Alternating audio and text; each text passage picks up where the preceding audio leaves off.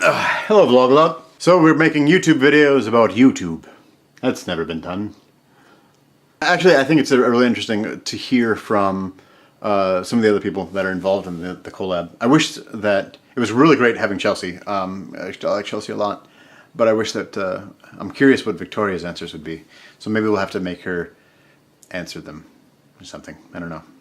I'll figure that out. As far as why I'm making what I'm making, you know, that's sort of hard to answer. It's something that as soon as I saw someone else do it, I had wanted to do it. Before YouTube was even a thing, I had my own website that that had a bunch of short, small, terrible resolution clips of random things. One was me playing around with nunchucks for some reason. I was like 17 or so there's that. In 2006, when I saw Zay Frank doing his thing, I immediately wanted to do it myself. And then I've been following Zay Frank since 2006, and Philip DeFranco, and then the Vlogalogue, they all came along, and I've been watching them since. Like, I remember when it was still PhillyD.tv. Wow. And at the time I had always wanted to do it, but just never did. And at one point I did buy a webcam, a high quality webcam, with the intention of, hey, I'm going to make videos and I'm finally going to start my vlog. And then I just didn't. And I don't know why. I don't have a good reason. I wish that I would have. Like, I really wish that I would have. But then I ended up getting a camera because I was advised to, because cameras can be very useful for sending in auditions as an actor. You can send in footage of yourself, and so then I got a camera, and then once I got a camera, I was like, well, you know, now I can make YouTube videos. So I started, and that's sort of how I came to be on YouTube. I just always wanted to do it. I really like the idea of having a platform to make people laugh, or to educate, or to bring up a subject. I like the particular method of communication of online video. But as far as why I do it, like, there are things that I believe very strongly in that I like to share with people. Like I said, I like making people laugh a lot. I mean, I do improv comedy. I'm an actor. I'm an entertainer. I like to entertain. And the thing with being an entertainer is you have to get a crowd together to watch you. And with YouTube, I can record myself and then let the crowd gather around the video, as opposed to a normal comedy or a play or whatever, where I have to just hope that a crowd shows up on the date that I set. So there's that, and that's a pretty big part of it, I think. As far as things that I don't like about the platform, even though I just sort of said that this is why I do it, but discoverability is really hard. It's the hardest thing. I am pretty confident in my content. I know that I make good content because I've watched a lot of bad content. And not necessarily bad, but just like unpolished, not something that I want to watch every day. I watch a lot of YouTube videos, and I know what I like, and I want to make something that I would want to watch. And there isn't all that much of stuff that I want to watch on YouTube.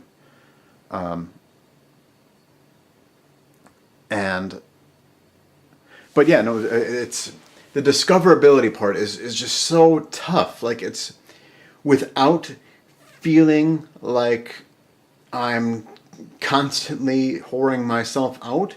Like, yeah, you have to be good at self-promotion, but it's the hardest part. Like, making videos, writing the scripts, editing, that's not the hard part. The hard part, I think, the hardest part is getting people to watch them on a regular basis. And people that really like my content will share it out, and that's awesome. And it's frustrating to know that I'm making pretty good content and be confident in my content, but not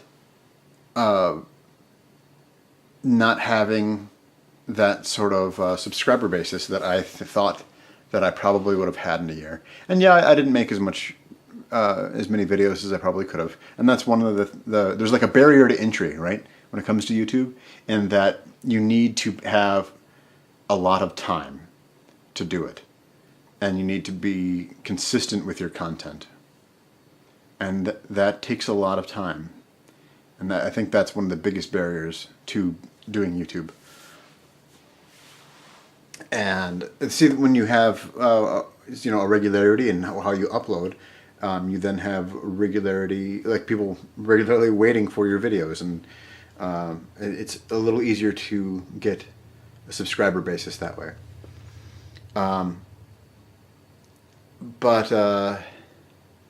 Yeah, that's the hardest part. That's the part that I do not like.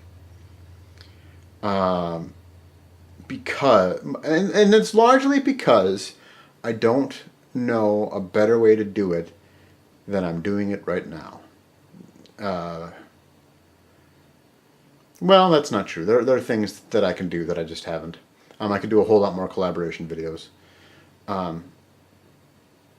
Or just more videos in general, for that matter. But I think that's probably the hardest part of it.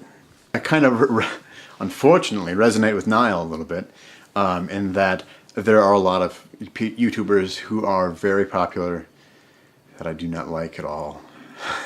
And that's fine, nobody likes everything.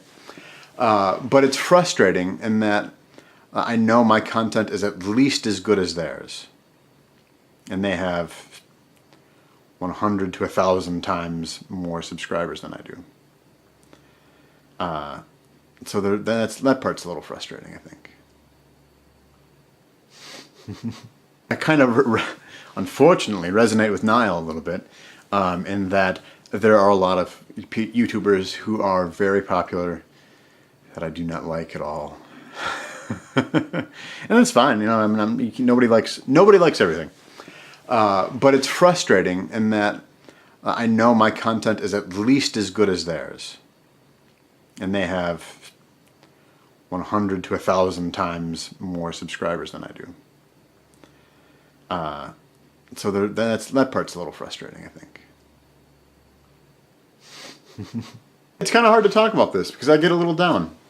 Because it's something that and that's another thing, and I think back to, man, if I had started when I first wanted to in 2007, I think of the other people that I know of that have been on this platform for so long and go, I could have the kind of platform, the size of, they get a bigger soapbox with which to stand on, right? And I think that I would like one of those. Yep. Like I said, this is kind of a tough subject. And that's all I have for now. I'll see you later, Vlogalogue. Thank you for coming by.